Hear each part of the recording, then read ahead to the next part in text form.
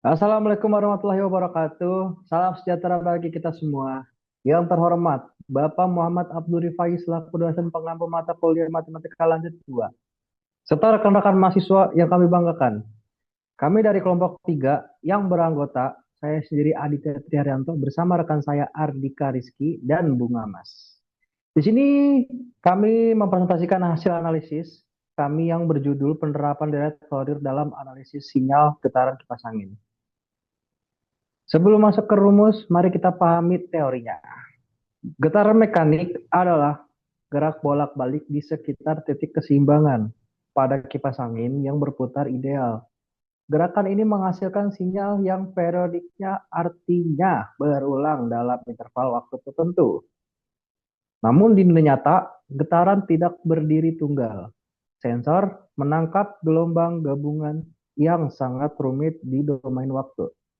Jika kita hanya melihat domain waktu, sangat sulit mengetahui apa penyebab getaran. Bayangkan kita sedang mendengarkan sebuah orkestra. Di telinga, semua suara bercampur menjadi satu. Kita kesulitan memastikan apakah biola atau trompet yang nadanya fals, tapi dengan deret Fourier. Kita bisa mengubah sinyal ke domain frekuensi. Ibaratnya, Fourier misalkan suara orkestra menjadi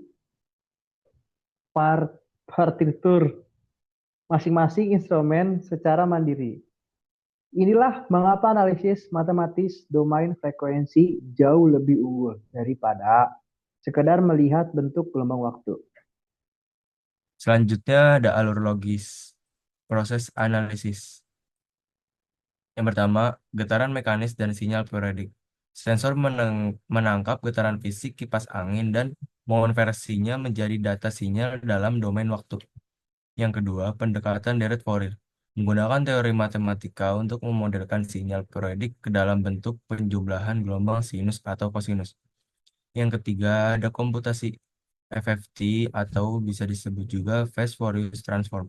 Sinyal digital diproses secara instan menggunakan algoritma komputer untuk mengubah data dari domain waktu ke domain frekuensi. Yang keempat, ada analisis spektrum dan harmonik. Menemukan frekuensi dominan, efek harmonik, noise, serta parameter RMS guna mengevaluasi kondisi kerusakan kipas.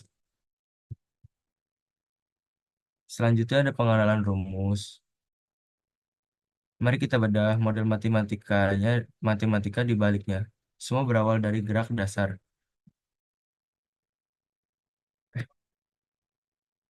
Gerak harmonik sederhana. Xt adalah posisi terhadap waktu. A adalah amplitudo atau simpangan maksimum. Dan W, omega adalah frekuensi sudut. Mengapa sinus? Karena gerak putaran mesin berkorespondensi langsung dengan proyeksi gelombang sinus sinusoidal yang harmonis.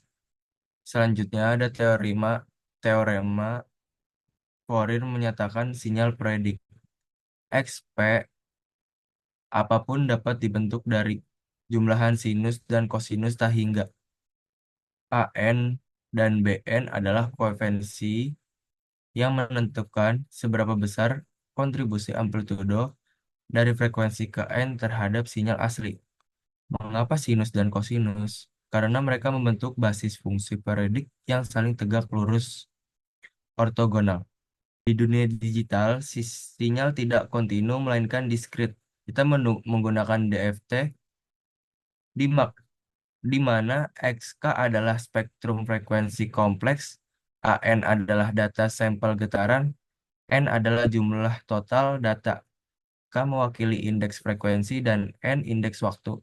Untuk efisiensi komputasi algoritma, FFT atau bisa disebut juga Fast Fourier Transform digunakan agar perhitungan komputer berjalan eksponensial lebih cepat.